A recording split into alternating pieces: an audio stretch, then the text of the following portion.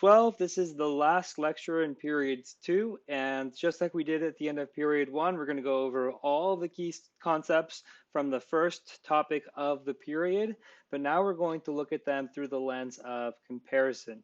This is one of the main historical thinking skills that the College Board wants us to be able to exercise when we get to the writing portions. So the learning objective here is compare the effects of the development of colonial society in the various regions of North America. The first key concept is about European colonization. It says Europeans developed a variety of colonization and migration patterns influenced by different imperial goals, cultures, and the varied North American environments they were settled, and they competed with each other and American Indians for resources. So starting out with the Spain, you have to remember that they settled in the American Southwest with the intention of converting natives, which led to things like the mission system. The French spread from the St. Lawrence Seaway in Canada through the Mississippi River with scattered trading posts, really seeking fur and adding to their trading wealth. The Dutch were also looking to trade, and they settled in the Hudson River Valley in their settlement of New Netherlands, with New Amsterdam later becoming New York City being their main settlement. And then the British, they spread out through the entire Atlantic coast. Some people that went to British North America were seeking land, others were seeking wealth, and then in New England, they were seeking religious freedom with the Puritans and the Separatists. The next key concept is Spanish, French, Dutch, and British colonizers had different economic and imperial goals involving land and labor that shaped the social and political development of their colonies, as well as their relationships with the native populations. So this is about how the colonies developed and, again, how they interacted with natives. So Spain used coercive native and African labor for their settlements. We remember from the encomienda system that they had started enslaving natives, and then later on in the mission system, we're using them again for labor. The Dutch and the French had friendlier relations with the natives because some of their trading success depended on the trade that they had with different native groups. And finally, the British, they often clashed with the natives over the land, and they used indentured labor early on through the 1600s, but at the end of the 1600s, they begin to switch to enslaved African labor. And on the bottom right, you see a plantation in Virginia where they are treating tobacco. The next key concept is 2.1, Roman numeral 2. In the 17th century, early British colonies developed along the Atlantic coast with regional differences that reflected various environmental, economic, cultural, and demographic factors. So here we're going to start comparing the 3 different regions of the British colonies. So in the Chesapeake and the southern colonies, they were dominated by large-scale agriculture, tobacco, rice, and indigo, and they become heavily dependent on enslaved African labor. In the middle colonies, they also focused on agriculture, but they mostly grew cereal crops, and they had a greater diversity in population because there were a lot of people that are coming from Central and Western Europe. In New England, those colonies focused on timber and shipping because the soil was not conducive to large agriculture, and they also had better health and life expectancy, especially compared to the Chesapeake colonies, where the colonists ended up settling in areas that were very swampy. The comparisons of native relations, this key concept says competition over resources between European rivals and American Indians encouraged industry and trade and led to conflict in the Americas. So early wars resulted in the losses for natives, losses of land for natives, the Anglo-Powhatan Wars in Virginia and the Pequot War in New England. Later on, we'll see coalitions formed by native groups.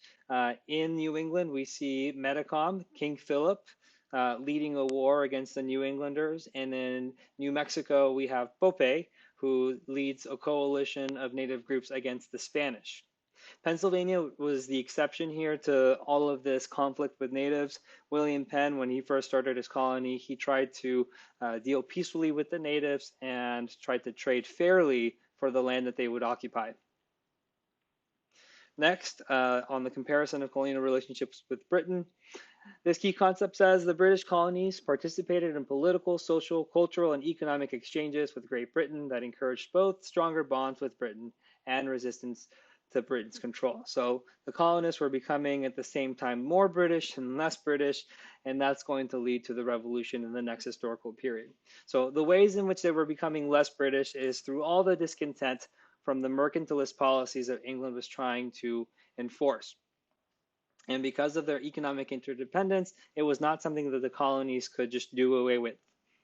Colonial governments, based on the English model, elected legislatures that were representative of the people or representative of the voters, and they normally had checks and balances over royally appointed governors. For most of the 16 and 1700s, the colonies experienced salutary neglect, meaning that they were not being directly dominated by Britain.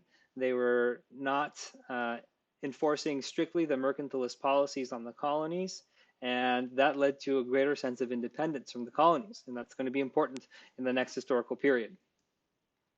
Moving right along, the next slide here is on comparison of colonial movements. The key concept is transatlantic, commercial, religious, philosophical, and political exchanges led residents of the British colonies to evolve in their political and cultural attitudes as they became increasingly tied to Britain and one another.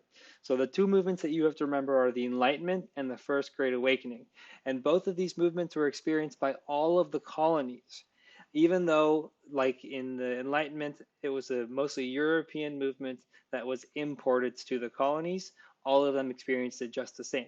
So these movements, they built on existing religious and political practices in the colonies, especially with the Great Awakening. There was already a widespread Protestantism in the colonies, and what the Great Awakening did is that it was a revival of these feelings, and it spread to new ideas in Protestantism. And our last key concept deals with the use of enslaved labor. It says, like other European empires in the Americas that participated in the Atlantic slave trade, the English colonies developed a system of slavery that reflected the specific economic, demographic, and geographic characteristics of those colonies. So in British North America, they received fewer enslaved Africans than the rest of the New World, but it still became ingrained in the society and in the economy.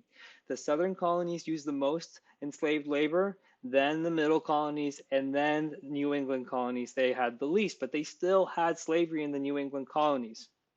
That's a common misconception that in all of the northern colonies there was absolutely no slavery, but in fact it was used throughout.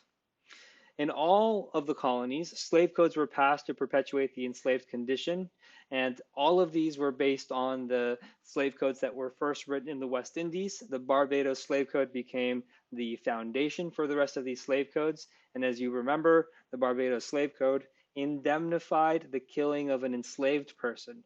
The quote is up here for you. It says, "And it is further enacted and ordained that if any Negro or other slave under punishment by his master unfortunately shall suffer in life or member, which seldom happens, no person whatsoever shall be liable to any fine therefor."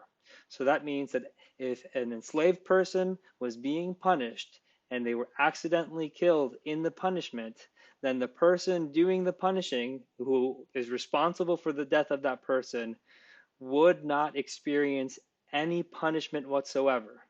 So it is really devaluing the life of these enslaved people through legal means.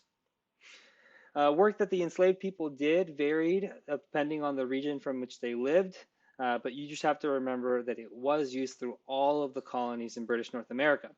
And finally, our recap, the things that you need to remember for this entire historical period, was that each European exploration and colonization effort was unique.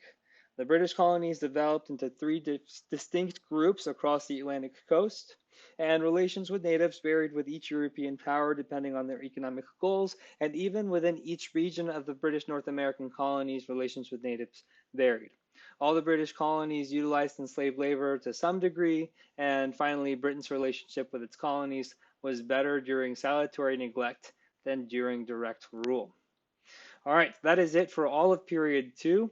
I will see you all in period 3, and I wish you the best of luck on your test.